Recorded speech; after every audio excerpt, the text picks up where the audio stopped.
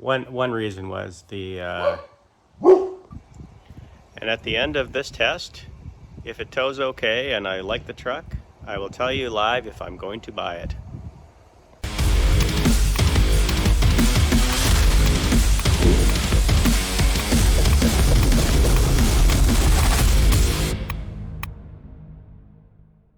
Hello and welcome to Slip in Time. And here we are again. I have this Dakota behind me. It's got a blow-on engine, but other than that, it's a beautiful truck and it pulls really well. Love the truck. It's a 2004 Dakota. In a previous video, I actually tried out a 2021 Colorado diesel. I towed it and you're going to see kind of the comparison of an old Dakota 2004 V8 4.7 to that Colorado diesel and how well it pulled and a few other things, and including mileage as well. So after that video, I had a lot of response actually, and people telling me that, you should really think about the Ranger. It really wasn't something I was going to look at replacing the Dakota for a couple of reasons. For one of them, actually, the one reason was the the Colorado has the automatic four-wheel drive, which I really like. But I've also found out the Ranger actually has a lot of features that I can't get in the Colorado. Today, we are going to talk about how this compares to the Ford Ranger, and I'll take you to that right away, the 2021. I'll probably compare it to the Colorado since I have that in my back pocket as well. If you want to watch that video, I think up there, I'll have a little link for you if you want to watch that, just for that comparison as well. Let's go look at the Ranger right now. There's the Ranger right there. And that's the one we're going to test. The dealer was perfectly fine in testing this out as part of the whether I wanted to buy it or not as far as towing, and insisted that I tow the trailer. So I'm going to give it the same test as I did the Colorado and do a comparison a little bit there as well, obviously to the Dakota, the way it pulls and feels as well. Excited to try this. I wasn't expecting to try this, but had a lot of encouragement to do so. So here we are. And at the end of this test, if it tows okay and I like the truck, I will tell you live if I'm going to buy it. I'm going to go through the mileage of it as well. I wanted to do the transmission temperature, but I can't seem to find where that's located. I don't think it actually has that in a reading for the person that's driving at this point, unless you get some aftermarket gauges or the OBD plug-in, I think, or maybe there's an app, I don't know. But right now I can't see that, so I can't do temperature of the transmission, but it does have a transmission cooler that goes through the coolant, so the coolant temperature should also tell us a bit as well of kind of what's going on in the temperature a little bit anyway, and we'll do that type of comparison. Really looking forward to seeing what this can do, so let's get going.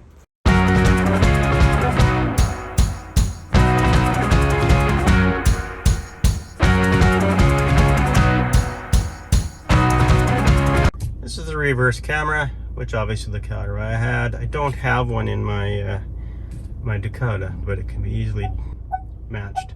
I can tell already from the Colorado, the backup camera is better for backing up the hitch.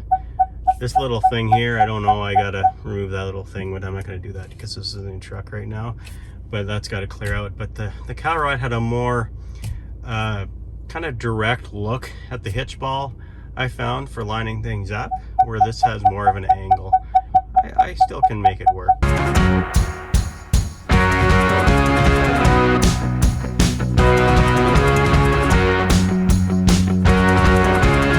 So I use an equalizing hitch on the Dakota. I didn't need to on the Colorado, and I don't think I'm going to need to on this truck as well. And I'm just going to show you kind of the stance and with the level, how it sits on the level ground right now.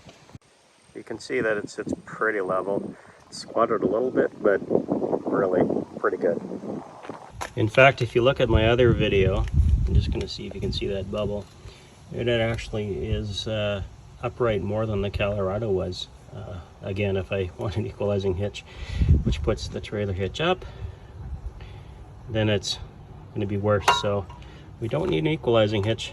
So I can, if I buy this, I can get rid of those. Definitely need it for the Dakota for sure. So that's good news. I guess from Colorado and Dakota, this is already better in that respect. I'm just going to show you the settings I do have, if I go through, there's some off-road settings, tire pressure. So if you can see, we have engine temperature and that's it. I can go back to fuel economy, and we're definitely going to watch fuel economy and see what that does. You can watch it live, and obviously you can do it kind of a trip thing there. Okay, let's just reset that. And let's reset now to try and get the average. We're going to do that. It does have a trailer tow, so we're going to engage that. And you can see the light go on there when I turn it off and on. It's also got something that's pretty cool. I read a bit about it. You can YouTube that as well, or Google it, or whatever you got to do. If I go to driver assist, it's got blind spot, trailer sway. That's pretty cool. Apparently uses its sensors to try and control that, and its braking and stuff. So I thought that's pretty cool. The blind spot detection actually has a trailer thing. I'll keep an eye on the temperature as well. Engine temperature, since I don't have transmission to check. Here's what the rig looks like. Looks like a pretty good setup. Have a look. Let the testing begin.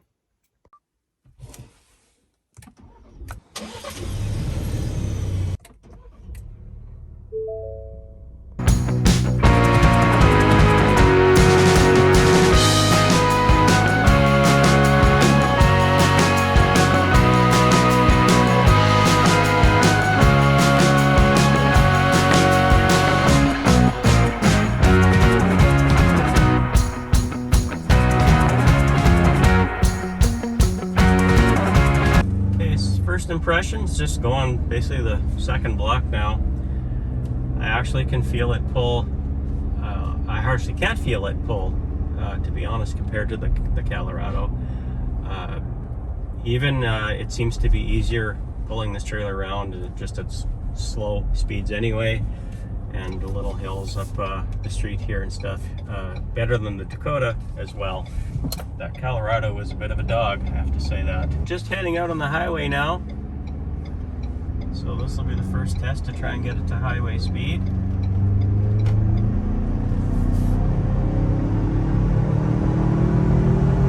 And we're climbing. Yeah, it's actually doing better than the diesel Colorado right away. Doing 100 kilometers an hour already, 65 miles an hour. That didn't take long at all. As far as sway, you can feel it a little bit, but it's pretty good. I would say it's comparable to the Dakota right now, which is good. Again, the Colorado just didn't have the same feel. And I have about the same wind, same direction as I did then. There is one difference. It was raining a bit. I don't think that should matter too much, but it was raining a little bit. So far, so good. I'll tell you a little bit of the report as we go, but I'm heading on to the double lane highway now, just to see how it goes. I don't have it to the floor right now when I'm on a flat plane, and it actually is doing really well. I have to admit, so far, just pulling on a flat plane, it is better than the Dakota and the Colorado diesel. Pleasantly surprised, I guess, on that. Still haven't made my decision, obviously, because I got to go onto that hill. As far as other things this thing has that you cannot get in a Colorado, it has nice little feature for your significant other as well to adjust their temperature different than you on each side. You cannot get that in the Colorado, which is a disappointing thing. I know there's a couple other little things that I can't recall offhand that it does have that the Colorado. Oh, it has true adaptive cruise. The lane assist, departure assist, actually will bring you back before it has that. I know the Colorado didn't have that anyway yet.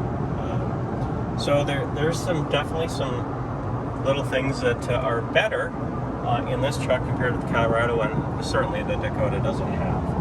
Are they worth the money? They probably are, potentially. And I actually, as far as worth the money, this truck, it's a Ford Lariat,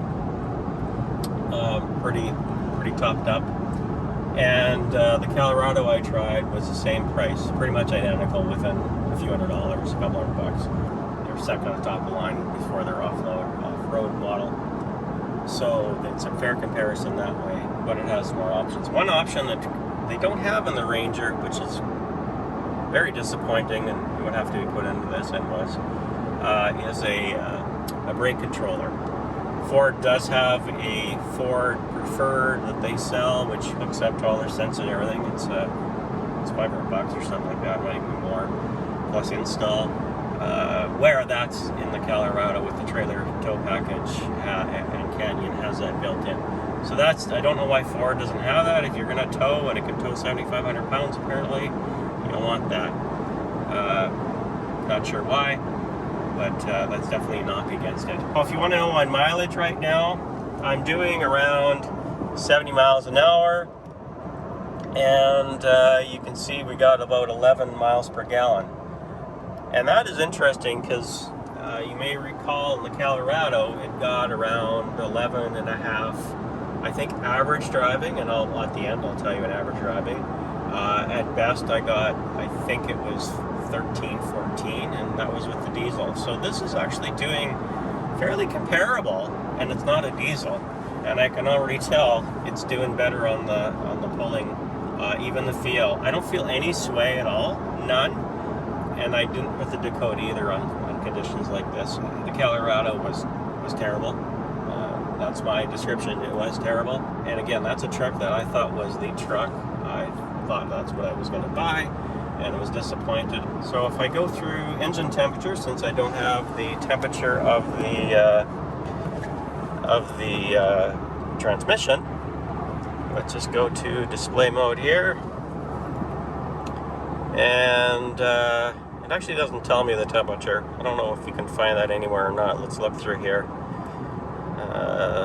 Okay, that's a knock already on this. There's a way to do that, but it's not very straightforward. If there is, certainly comment if there is a way, because I don't have the manual obviously in front of me when I'm driving.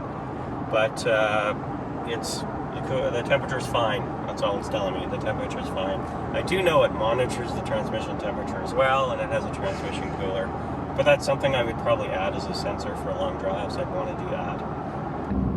We're coming over to the hill over there, which is a valley actually. That's the big test on the Colorado.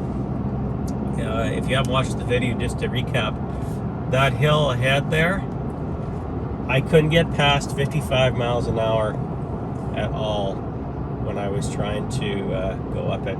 It just wouldn't go any faster, and that was to the floor. And that was right from the bottom up. The Dakota didn't have any trouble doing that.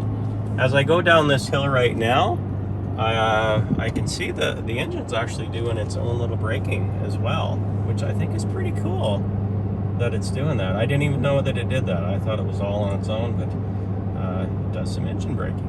Pretty cool. I know there was the exhaust brake on the Colorado, which had some similar things going on, but this works fine. Okay, I'm climbing. I'm doing 50, 55, I'm doing 60, I'm doing 62, 63. Let's see if we can, oh, it even shifted. Wow, okay, this is blowing away. Now I'm doing about 67 miles an hour. We're, keep doing here, keep going. All right, 69, 70 miles an hour. Remember I said the Dakota can do about that up this hill, no problem. I got it to the floor. I could only get 55 miles an hour out of that diesel Colorado on that hill. This thing kept climbing. It was a slow climb once it hit 60 miles an hour, but it still climbed. And at the top, just before we started to peak out a little bit, it was doing 70, but it was still trying to climb. So this, I'm telling you, this on that same hill, same weight, same trailer, same wind, same everything other than a little rain, this blows it away. It says a lot for Ford. Never thought I'd actually like this truck as much as that, but It doesn't lie. It does not lie when you see things like this happen. Same load, guys. So for those of you that are Colorado Canyon lovers, diesel, they aren't bad trucks. But next to this guy, can't shake a leg to it, I'm telling you that. I'm very impressed, very impressed. I'll have to tally this up. Is that still worth replacing the Dakota? I will let you know. You can see the not as big of an incline as, it's kind of a long run incline here compared to the sharp one I just did. And I'm doing the same test on the Colorado. I have the cruise set to 62 miles an hour, 100 kilometers an hour, and I'm going to see how well it holds. It did not hold on the Colorado. It dropped, I think, 4 miles an hour, if I recall. I have to check that other video to make sure. Let's see if this holds. So now I heard it just kick in or kick down a gear, and it's still 62 miles an hour. 62 miles an hour, going up the hill, not dropping one bit whatsoever. And now it shifted down again, another gear. You probably heard that. Still holding 62 miles an hour. No trouble at all. No trouble. So far, so good. Almost at the top, but we haven't quite crested yet, so it's still gonna pull. 62 miles an hour, guys. Okay. Going okay up the hill, and I'll just keep going till we're cresting here. I can already tell that we are not gonna budge from that 60 miles an hour. So the Colorado could not do that, the diesel. Makes me wonder if the Colorado V6 gas would be better than this. I don't know, but I was turned off with enough of the diesel way it ran not to get the Colorado. So what is the decision? Well, before we get to that, let me do a little bit of comparison review, pluses and minuses. So I'm going to start with the pluses. I think it was very apparent that this thing can pull much better a 6,000 pound load than the Colorado can. Can it pull as well as the Dakota? Actually, up the hill, same hill that I use the Dakota, same load, the 4.7 V8. It pulled about the same. The Colorado was horrible on there. On the flat plane, it honestly pulls better than the Dakota. Overall, it definitely feels even better, more comfortable with the load and everything. I think that anti-sway feature that it does, obviously I can feel it work a bit, but I don't even feel this trailer even when a semi is kind of goes by me and stuff, so that's pretty cool. I could tell it a little bit when I was following a semi, but that's to be expected, and you even get that on a normal car as well. As far as just maneuvering around, definitely was fine. As far as mileage goes, right now it's saying 10 miles to the gallon, or I think at 55 miles an hour on the same stretch I was hitting 12, 13 miles to the gallon on the Colorado. So the Colorado's a little better. I wouldn't say substantial. This is probably better than the Dakota. So it's probably right dab in the middle of the Dakota, how the mileage compared to the diesel. But it's not horrible in a way. My average so far, let's see if I can find my average. The average is 10 miles to the gallon, it says right now. So that's good. The temperature is, again, dab in the middle. Again, I wish I had the actual temperature of the transmission, but I'm sure it's okay, just that I can't do the same comparison. And I never had one on my Dakota either, do comparison, so it was a luxury, which is a positive the Colorado had. It was a luxury we had on that one, and I do want that. I'd have to put that in if I bought this. Another positive is features. This thing is feature rich compared to the Colorado, I feel. Price, about the same. Obviously the Dakota isn't the same because it's an old truck. If I think of something that's 20 years newer than the Dakota almost, or at least the technology, this is much better to me than the Colorado. And again, I really was not expecting to be that guy saying that. I was probably leaning more towards the Chevy. I thought that was going to be the truck. But if you're buying something, a mid-sized truck to tow, so far between the two, this is better. it's just better. And now it's time for the Slipping Time rating. I'm going to rate this truck a 9 out of 10. And I'll tell you why it's not getting a 10 out of 10. And the biggest drawbacks are it has the no auto four-wheel drive mode. It has no built-in brake controller. And you can't get a heated steering wheel in it. In today's world, I think that's not a lot to ask for. I would fully expect that in a truck. So that's why it's not 10 out of 10. Other than that, it definitely gets check boxes on all other aspects that I can see for what I am looking for. And remember, I'm really focusing on towing here, but I want to have a nice truck that's worthwhile if I am going to change the Dakota out for this truck. So here's the big question now. Will I still keep the Dakota and probably fix it because it has a blown head gasket? Or will we buy this? And after everything that we've gone through between the tests of the Colorado and comparing to this and knowing what the Dakota's like and knowing the cost difference, obviously, compared to owning the Dakota and buying this, we're going to buy it. We are going to buy this truck. Just decided based on this, I don't think I can go wrong with it. It is the truck. Just got to make the deal, obviously. I think it's a great decision. I'm so glad and thankful to both dealerships that let me check it out and do the tow and make sure that I liked the experience with the towing and that it could do it. Ford was pretty confident, so was Chevy. I don't know how confident Chevy is now that these are out, these videos, but it's just the truth. So we're going to buy a new truck. I wasn't expecting to let go of the Dakota, pretty attached to it because it is in mint condition. Never going to find another one like it, but I do have a buyer already for it that wants the truck, and I know he's going to appreciate it. In fact, he wants to buy it for his mom, who I think she's 80 years old and really wants a red Dakota like this. She even has, they bought her a little model of it apparently, identical to it because she had one years ago and she wants it, so it's kind of a nice story. It's going to go to a nice owner. Can't wait now to actually start towing with it and bring you along on whatever adventures that goes, and maybe getting cars that I don't really need, as some of my episodes have shown you, if my wife allows it, of course. Well, thank you so much for joining me in this episode. I hope you found it informative. I certainly informed me. These tests, they're open and honest tests. No one pressured me either way, and I'm not biased either way. What happened, and that's how I made the decision. One thing that I don't have for following the outro of this, like I did on the Colorado, is I didn't get to the weigh scales on this one. Time was an issue of getting everything back, and but I can tell you the trailer is exactly. In fact, I unloaded nothing. I changed nothing. There's the same amount of fuel in the car in the car hauler that I'm pulling as well. So there's no difference there other than the truck itself. So whatever the truck weighs, it weighs.